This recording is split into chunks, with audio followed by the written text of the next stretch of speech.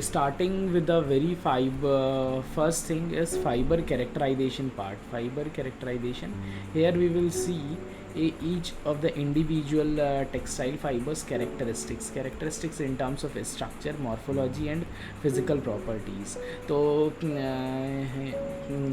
we all have a better understanding of all these natural fibers, synthetic fibers and all other fibers. So we will see basically in this section about these characterization. तो let's see कि हम लोग इसमें क्या क्या पढ़ेंगे. तो इसमें density measurement techniques, thermal characterization, DSC, TGA, TMA, sonic modulus, tensile properties और ये सारी चीज़ों को हम लोग डिस्कशन करेंगे. तो लेट्स सी कि इसमें किस तरीके से चीज़ों को आगे प्रोसीड करेंगे. तो अगर आप बात करोगे कि what we are going to see is here, तो first one is the properties of fibre. तो अगर आप किसी भी फाइबर की प्रॉपर्टीज़ को देखोगे तो उसमें दो तीन चीज़ें इंपॉर्टेंट हो जाती है कि how you will measure crystallinity and depending upon the crystallinity आप उसके साइज़ और क्रिस्टल डिफेक्ट्स को कैसे मेज़र करते हो, क्रिस्टल डिफेक्ट्स. और उसमें डिग्री ऑफ मॉलिकुलर ओरिएंटेशन आप इससे निकालते हो, बायर फ्रिंजेंस से आप इसको निकालते हो. ओरिएंटेशन में अगर आप कैलकुलेशन करोगे तो there are three types of orientation.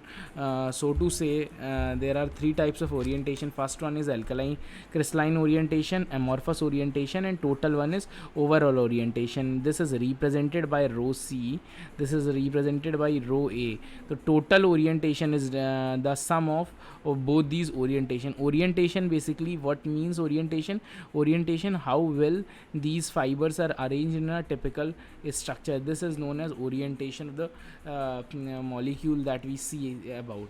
तो इसमें आप टेक्निक्स में कैलकुलेशन करोगे तो how you will measure degree of crystallinity. तो there are three instruments. First one is XRD, density measurement column और DSC, differential scanning calorimetry. These are some of the instruments how to measure the crystallinity means कि there are two types of first one is crystalline means कि how well packed the structure is in a particular fabric structure, how well this structure is placed. Suppose it is 100% crystalline, there is no spaces there is no spaces in between the interstices and it is 100% crystalline. If there is spaces between these crystal structures, then this is known as porosity. You must have read these things. This is porosity. So each of the instrument becomes important as far as patent examination syllabus is concerned. अगर आप देखोगे तो I will show you the syllabus as well. तो these are one of the most important categories. फिर orientation को निकालने के लिए I was discussing birefringence और सोनिक मॉड्यूल्स से आप कैरेक्टराइज करते हो. तो these are the characterisation techniques. तो let's see first one by one. तो density measurement techniques we will be going to see here. First one is कैसे density measurement column किस तरीके से वर्क करता है, उसका what is the functioning, basic functioning of density measurement columns. In this, two miscible liquids in the sense कि the first liquid can be dissolved in another second liquid which have density range in excess of the range of the density to be investigated. Means here one density is known and one density we have to find it out. Density find to calculate this density are mixed in a long cylindrical tube of which such that the density of the resultant liquid mixture varies with reference to the height of the tube. इसमें कैसे करते हैं, let's see from this. These are two solutions, solution A, solution B. These are mixed in a tube, in a capillary tube. These are mixed in a capillary tube and you know by the basic physics concepts कि there is a density difference, so जिसकी डेंसिटी ज़्यादा होगी कम होगी तो वहाँ पे वो अपने आप से डेंसिटी में, इस डेंसिटी ग्रेडियंट कॉलम में वो अपने आप से ऊपर और नीचे सेटल डाउन कर जाएंगे। और इसमें टेम्परेचर डिफरेंस भी होता है डेंसिटी ग्रेडियंट कॉलम में। जैसे आप बात करोगे तो इसमें टेम्परेचर आप रखते हो रूम टेम्परेचर पर, और liquid mixture having density gradient column from top to bottom में आप इसको रख करके चीज़ों को आप कैलकुलेट कर सकते हो। ये this is a capillary filling tube. जब आप फिल करोगे तो जो डेंसिटी दो सॉल्यूशन जिनकी अलग अलग डेंसिटी है वो सेपरेट हो जाएंगे, और these can you can further find it out. आप किसको किस तरीके से फाइंड करोगे, देखिए let's see. Calibrated glass floats of precisely known density are introduced into the density gradient and fall in the column of a point where density matches that of the solution. One is important. Calibrated glass floats of precisely known density are introduced into the density gradient and fall in the column to a point where the density matches the solution. A series of such floats of differing densities within the range of the column serves as a means of calibrating the column. The calibration shows that the density against the position in a column is drawn from the position. So this you can read it out, and this is the basic objective कि how you will have to find out the density of the column. Second one is इसको आप calibrate करना पड़ता है. This one is important. Precautions is not important as far as patent officer exam is concern. तो इसमें आप ये देख लो कौन कौन से आप इसमें सॉल्वेंट लेते हो. These are different solvents, but as far as this examination is concern solvent इतना ज़्यादा इंपॉर्टेंट नहीं है. यू हैव टू रिमेंबर किस डेंसिटी रेंज में है.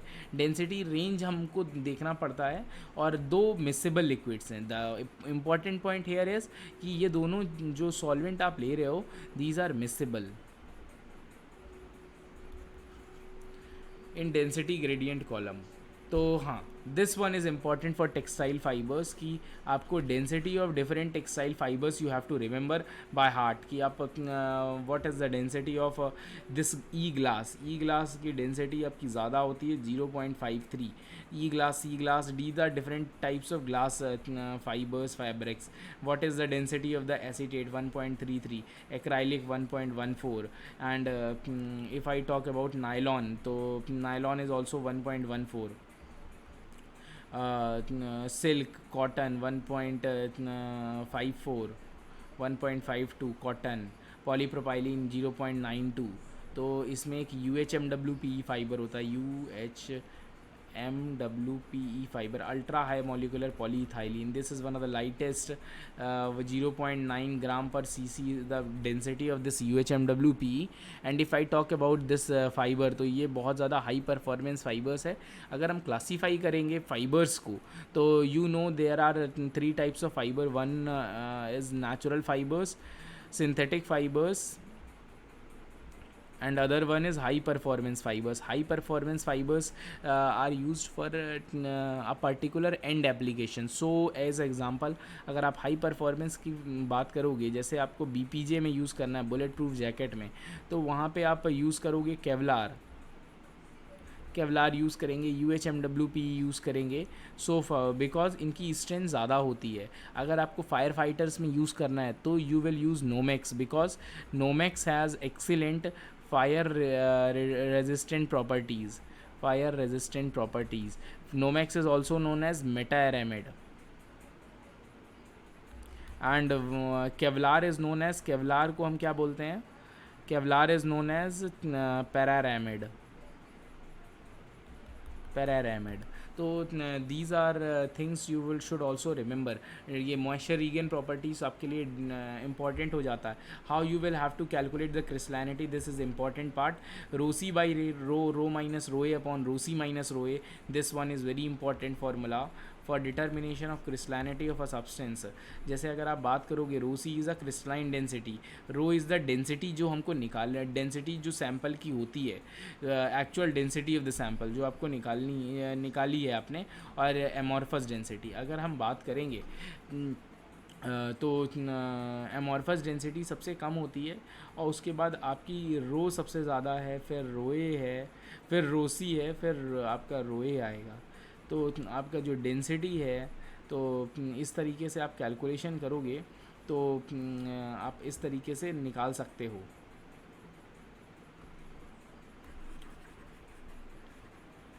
तो